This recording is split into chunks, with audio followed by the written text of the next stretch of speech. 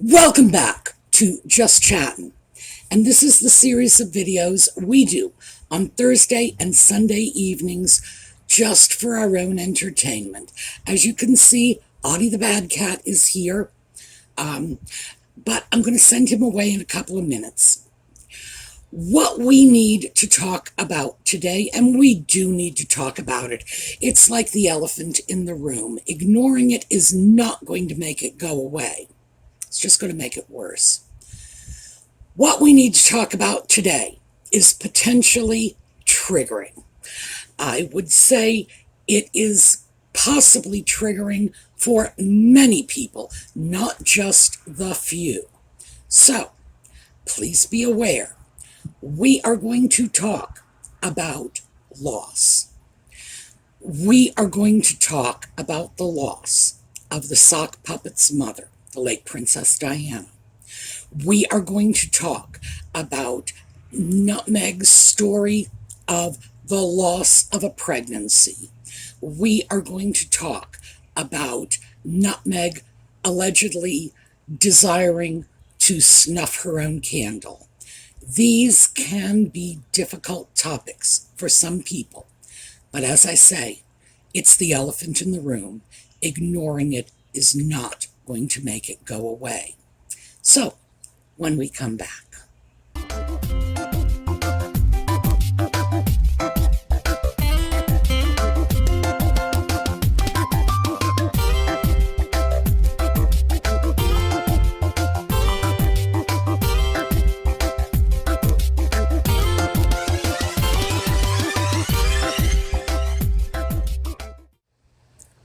So we are going to talk about the elephant in the room, and that is the constant plays that both Nutmeg and her pet sock puppet are throwing out for us in order to grab our attention and wring sympathy, support, who knows what, out of our emotions.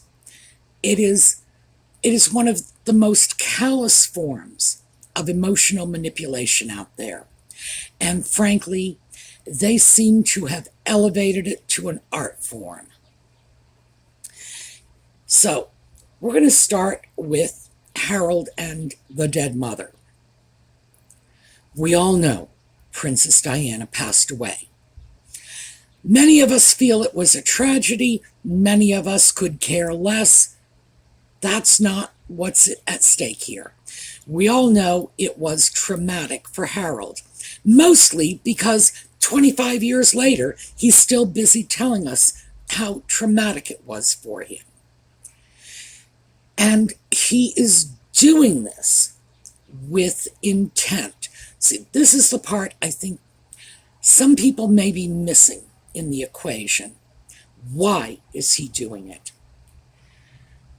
He is telling us about his late mother having been murdered by the press, and this really is how he is expressing it, even though the press is this giant amorphous community of people with virtually nothing in common except their profession, and a whole new generation of them have grown up and begun work as journalists or photographers in the years after Diana passed away.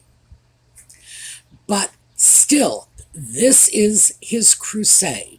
He wants to eliminate the free press. He wants to strangle it. He wants the press simultaneously to be available to him when he wants to show up on the front pages or publicize his book or television show or whatever. But then he wants them to go away. He wants the free press to function as his own personal PR service. And in order to try to get the rest of us on board with this, he pulls out the death of his mother. Now, the thing is, it's easy, especially with Harold, because he's not the brightest bulb in the box, to say, well, how is it that he's doing this deliberately? But see, it is. This is intentional infliction of emotional distress. So why do I say that? Look at what he wants. He wants to share his pain with us. It's not enough he's been wallowing in it himself for years. He wants us to sort of wallow in it with him. He wants us to feel that pain and then take that emotion, which can be very painful for us, especially for those of us who also lost parents. And he wants to be able to galvanize that in order to create support for what he wants to do, which is silence the free press. He wants to eliminate everybody else's misinformation so that no one will be able to challenge his misinformation.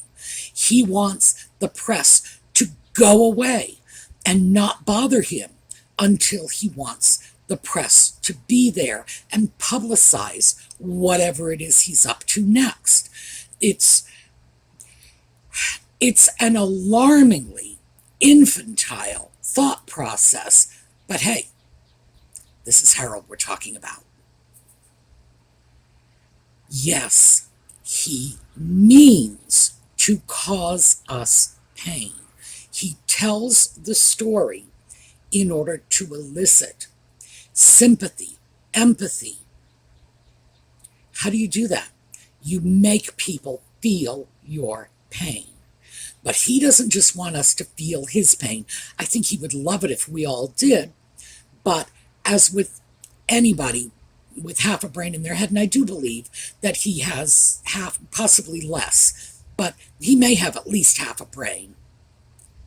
He understands that we are more likely to feel our own pain, and it doesn't bother him in the least when he talks about his dead mummy, that he is scratching our wounds at the same time, that he is forcing us to look back on our own experiences with the loss of parents, etc. Oh, sure, it is definitely intentional. He is not doing this by accident. There was a long time when I thought perhaps this was nothing more than his insane self-entitlement and self-indulgence. But given the fact that he has attempted on so many occasions to link his mother's death to his own fight against the media, no, it's not accidental. There is an intentional correlation there.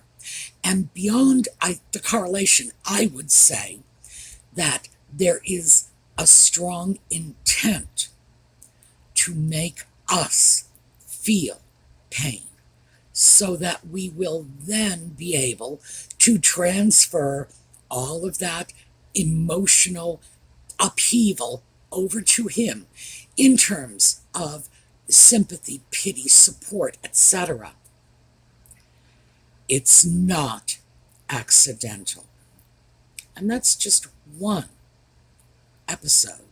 That was just Harold and the nonstop, my dead mummy, my dead mummy. It's what he wants as his get out of jail free card. Anything goes wrong, but my mummy died. Oh, please. He should have gotten past that like 25 years ago. And it probably did work for him when he was a child.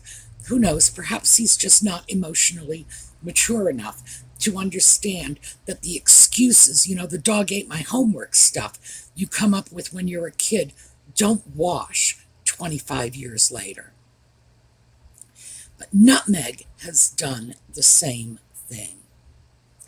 So let's start with the incident that triggered me to make this video in the first place.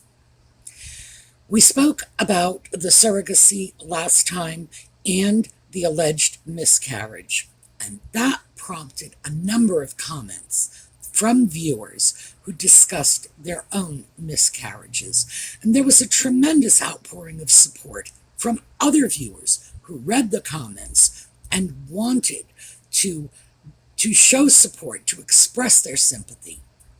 That's what Nutmeg wants. She wants a whole world of people showing her support and expressing their sympathy, which, of course, is one of the reasons.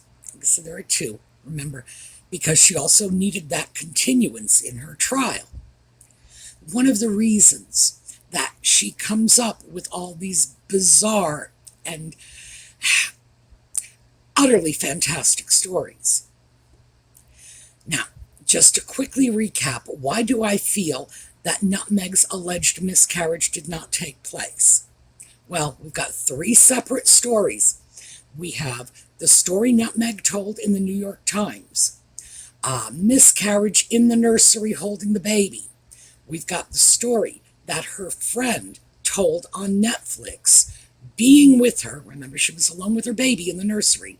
Friend is with her. She collapses in her house at the front door. Okay, no baby in her arms, no nursery. It's a totally separate story. And then we have the version we got from the sock puppet in Spare, when he was the one who was with her as she is collapsing and they rush her to the hospital. Three separate stories. No friend in the nursery, no friend in the sock puppet's version. Okay? No baby, no nursery in the friend's version.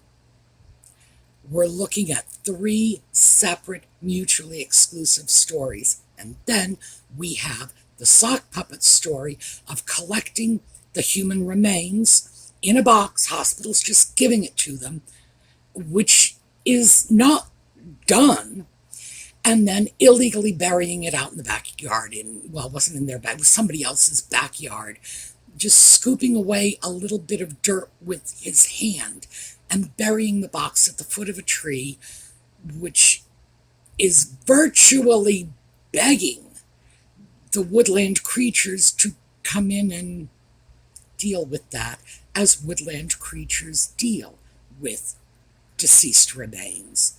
Good Lord. No. The story was far too fantastical to be true, and far too convenient given the fact that Nutmeg needed that continuance in her hearing with the Mail on Sunday. So why would she tell a story like that? Well, of course, she needed to deal with the fact that she had received a 9-month-long continuance in her trial with the Mail on Sunday. And then, oh my, isn't this convenient if she lost the baby? What a great outpouring of support and sympathy she would get. Intentional. When you tell the world you lost a baby, when you write it up as an op-ed piece, and she didn't even write it, apparently she just cribbed this from someone else's published miscarriage story, create this story, heart-wrenching, she and the sock puppet, and they're kissing his fingers wet with both their tears. It is to manipulate our emotions. How can anyone look at that in any other way? Intentional manipulation of our emotions in order to gain sympathy and support for herself. That is the very definition of intentional infliction of emotional distress. Very few people have ever done it on the scale on which she and the sock puppet are doing it, but make no mistake, this is intentional. That whole op-ed piece in the New York Times was designed to manipulate our emotions. It was intended from the get-go to elicit a strong response, to make us feel sad for her, to make us feel sorry for her, to make us want to reach out and comfort her. Problem is, there's nothing behind it. It was just a grab for our attention, our sympathy, our empathy, our support for her own advancement.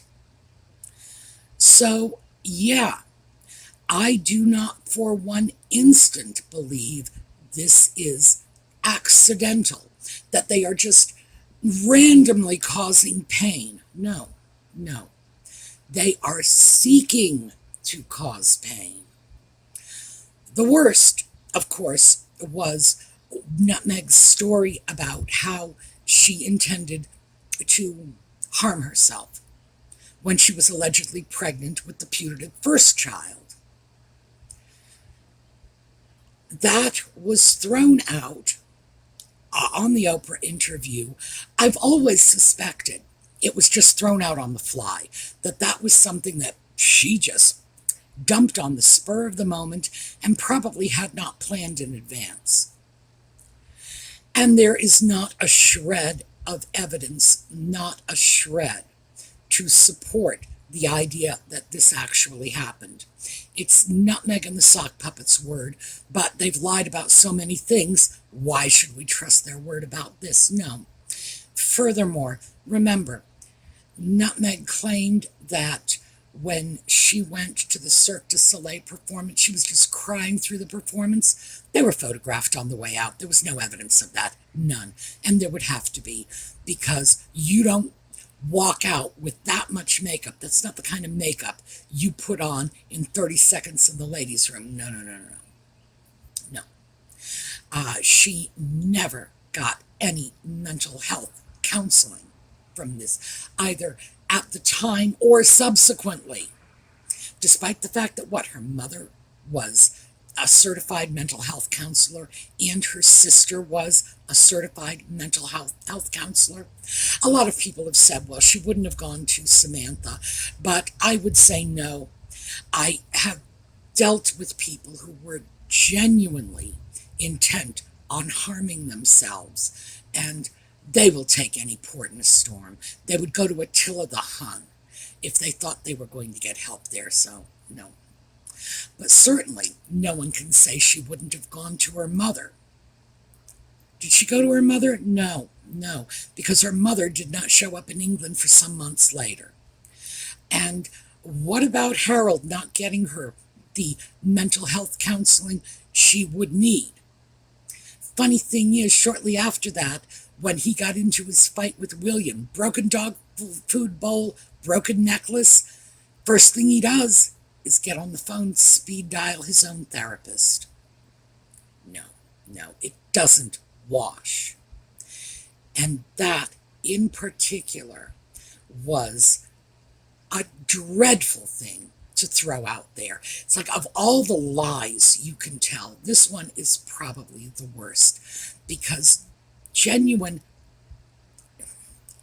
I have to be careful what I say because of YouTube, genuine desire to end your own existence comes from a place that is so dark and so just bereft of human connection that anyone who's ever been there does not need to be dragged back into that by someone who is only throwing this out for sympathy, for attention, to gain support. And she got a lot of sympathy. She got a lot of attention. She got a lot of support. And the royal family got a lot of criticism for this. It was a magnificent lie. It was a lie Goebbels would have been proud of. Remember, he's the one who said, just if you make it big enough and keep saying it long enough, eventually people will believe it. I swear this. They've probably got his picture up on their bedroom wall somewhere. He has got to be their absolute idol. Are they telling us these stories for nothing more than an effort to gain our support and sympathy? I think in most cases, yeah. Some cases there's another agenda, but in most cases, yeah. And remember, they are looking to gain our support and our sympathy by causing us pain and distress. Pain and distress are a normal reaction to hearing about someone else's trauma. It's, most empathetic people, most people with a normal level of empathy will feel very sorry for you if you tell them about something terrible that happened in your life, something dreadful that you experienced. Consequently, most of us don't do that to our fellow humans lightly. We don't go around talking to people about, the pain we might have experienced when we broke our leg or whatever painful thing might have happened in our lives. We don't give it to them in excruciating detail. These two do. Oh, yeah. They dwell on it. They want to put that knife in and twist it because they want us to be in pain. They want us to experience their misery so that we will then empathize with them. Now, the misery, in the sock puppet's case, I think the misery about his mother is probably real. In Nutmeg's case, no, I would not go that far. I do not think that the overwhelming majority of her bizarre little stories are real. One of my favorites, because this is one that got me, was when she was trying to one-up Serena Williams on the Archetypes podcast. Serena's daughter had an accident, fell out of her high chair, broke her wrist. Serena had to go to a match. Well, we all feel for Serena Williams because obviously her child was injured, and that's terrible. And we know she's a professional athlete. She has to go to these matches. She can't just call in sick. The stadium is full of people, and she's going to have to go out there no matter how worried she is about her baby, no matter how close she is to tears herself. And she's got to go out on the court and get her head in the game, quite literally, because this is her job, and so many people are counting on her. So we feel sorry for her. And then Nutmeg has to trump that. When she was on tour in South Africa, the space heater caught fire. Oh, no, it was Archie's nursery caught fire. That's how she said it. And she had to go on tour anyway. Well, there was no fire in the nursery. A space heater smoked. And it's normal, as experts have subsequently told us, it's normal for a new appliance to do a little smoking because there is oil in the manufacturing process that just burns off the first time it's plugged in the wall and heats up. And the baby wasn't even in the room. So, nothing there. Absolutely nothing. The facts were that the baby was somewhere else while a space heater smoked. What's the problem? When I heard that story the first time, it did trigger something for me. And that was the memory of when my house caught fire when I was a child. Let me start with, the fire was extremely minor, very well confined. Fire department arrived right away. No one was hurt in any way. What had happened was there were two boys down the street. I still remember them, Eddie and Reuben. And they would sneak out into the back alley. They were teenagers, and they would sneak a cigarette. They would do this because they didn't want their father to find out. Now, I thought their father was a lovely man. He was always so nice to me. But I'm not sure if their relationship was quite the same, because they wouldn't even put out the cigarettes in the alley for fear that he might see cigarette butts in the alley near their house. They would come over and throw their cigarette butts away in our trash can. No big deal. There was never a problem. Except one day, apparently, the cigarette butt wasn't sufficiently extinguished. Trash can caught fire and sort of went up toward the back of the house. As I say, no damage, no one was hurt. But my little brother did not want to be standing outside in his pajamas and ran back into the smoking house to get his pants. He was so quick, no one could catch him. And firemen went in after him. My father ran after him. It was very, very scary. And that's what I flashed back to. And when I found out the full details of this alleged nursery fire story, I was actually quite angry because I felt there was an intentional effort to manipulate my emotions. And in my case, it did bring me back to a time when I remembered being very fearful for my brother and subsequently my father going back into that burning house. Did she want that? Oh, absolutely. You tell a story like that with the specific intent of making people feel your pain, feel your fear. You want to arouse their emotions so they will then feel sorry for you. So they will then, pity you. You become the victim, they support you. This is intentional infliction of emotional distress. It is a story that, in this case, was simply created to one-up Serena Williams, but it's there as a secondary reason behind it to make the rest of us feel sorry for her, because of course Serena Williams would be getting that outpouring of public sympathy having shared that story from her life. Nutmeg can't have that. She needs her share. So yeah, they are playing with our emotions. They are deliberately manipulating our emotions in order to cause us some amount of pain, at least enough pain so that we will feel sorry for them in their manufactured, in Nutmeg's case, or self-indulged, in the sock puppet's case, misery. No two ways around it. This is where they are going with this. They will then hope to galvanize our pain and whatever other emotions they can arouse to further their own agenda. Nutmeg's agenda is simple. She just wants to be the most popular woman on the planet, and she'll do anything she has to get there. The sock puppet, of course, wants us to join with him in blaming the media for his mother's death so that he can silence the free press.